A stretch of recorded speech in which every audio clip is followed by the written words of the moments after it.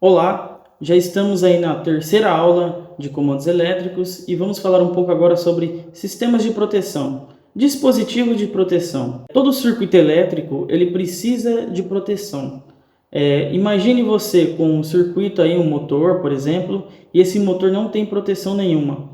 Caso os cabos venham a se esquentarem, os cabos venham a se danificarem, e não tiver nenhum tipo de proteção do circuito, você vai causar um acidente, né, uma pessoa, ou até mesmo um acidente numa construção, por exemplo, você pode queimar um telhado por falta de proteção, tá ok? Então todo o circuito elétrico, a partir de agora, ele tem proteção, seja motores grandes, seja motores pequenos, todos são protegidos. E dentro da parte de proteção de circuito, você tem os três principais componentes de proteção. O primeiro é o fusível, tem o disjuntor e tem o relé térmico. Dentro do fusível, você tem a utilidade dele é bastante na área industrial, na área residencial existe pouco o fusível, e a função dele é proteger contra sobrecarga, contra curto-circuito, mas o principal aí é a sobrecarga.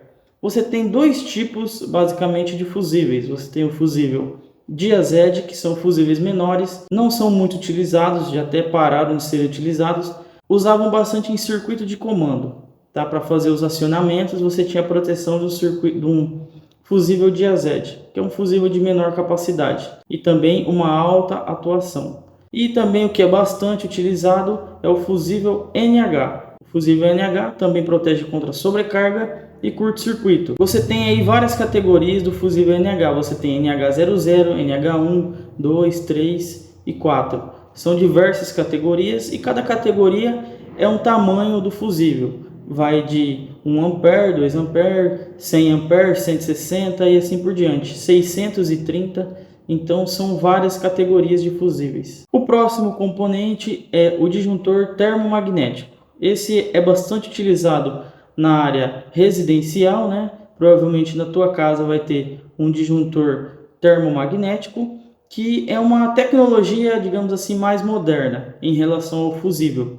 Você tem aí um mecanismo dentro dele que ele é mais eficiente. Então ele também protege contra sobrecarga, curto-circuito. Quando os cabos estiverem esquentando, ele também atua aí desarmando. Então o fusível termomagnético, ele tem três curvas de proteção. Ele tem a curva B, curva C e curva D. Então, no disjuntor, quando ele está na curva B, ele desarma entre 3 e 5 vezes a sua capacidade.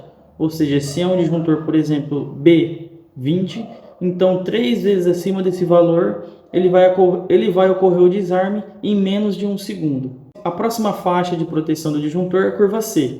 É a mais utilizada. Provavelmente na tua casa você vai ter um disjuntor C63. Ele protege aí de 5 a 10 vezes a sua capacidade. Então, aí, em 5 vezes acima desse 63, que é a capacidade dele, ele vai ocorrer o desarme em menos de 1 segundo. E a próxima curva é a curva D, que ele faz o seu desarme entre 10 e 15 vezes. É um disjuntor que ele tem mais espaço, ele tem uma folga maior, ele não atua tão rápido, entendeu? Então precisa de uma sobrecarga muito alta para poder fazer o desarme desse disjuntor. Então o disjuntor na curva D é de 10 a 20 vezes. Então basicamente aí são as curvas principais do disjuntor termomagnético. O próximo disjuntor que vamos falar é sobre o disjuntor motor. Como o próprio nome já diz, ele é bastante utilizado em motores elétricos. Ele faz a mesma função do termomagnético, sobrecarga, curto-circuito, protege a temperatura dos cabos. Ele é mais utilizado para motores. E a sua forma de dimensionamento é sobre o ajuste de proteção. Você tem disjuntor de 5 a 10, de 10 a 16. Então o disjuntor motor ele vai proteger nessa faixa entre 10 e 16 amperes. E o último componente que vamos falar nessa aula é sobre o relé térmico. O relé térmico, a função dele basicamente é proteger contra a temperatura dos cabos. Ele é bastante eficiente aí nessa função e ele é colocado normalmente abaixo aí dos contatores. Também nas próximas aulas vamos ver sobre contatores elétricos. Ele faz esse monitoramento de temperatura linkado com o circuito de comando. Então, caso ocorra a temperatura que ultrapasse a faixa de proteção do relé, ele faz o corte aí do circuito de comando, também desligando o equipamento. Então, são esses três equipamentos bastante utilizados que você pode utilizar aí também para poder fazer a proteção do seu circuito. Então, a gente já conheceu os três principais componentes de proteção, que é o relé térmico, disjuntor e o fusível. Agora vamos falar um pouco sobre a curva de proteção. Como que é a atuação desse equipamento? Se você olhar esses dois gráficos aqui, um é do disjuntor motor, que está à direita, e o que está à esquerda é o disjuntor termomagnético. Eu não coloquei o fusível porque trata-se da mesma forma de atuação. Se você olhar no eixo X, você vai ver que tem a corrente.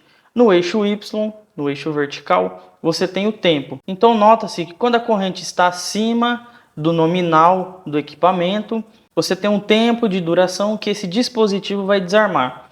No caso aí, se você tem 1,5 vezes, por exemplo, você tem um disjuntor C100. O disjuntor C100, um disjuntor termomagnético C100, ele está na curva C. Ele vai fazer o seu desarme em menos de 1 segundo quando ele estiver acima de 500 amperes.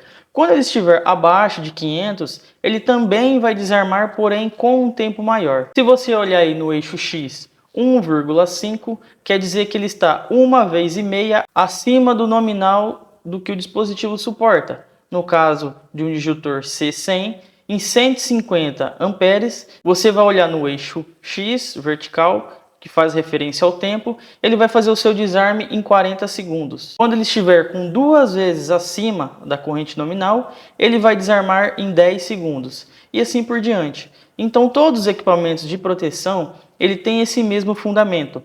Quando a corrente passa o valor nominal, ele tem um tempo de desarme. Então vai ocorrer isso em ambos os equipamentos. Disjuntor, relé térmico, fusível e assim por diante. Tá ok? Então são esses os principais dispositivos de proteção, tá?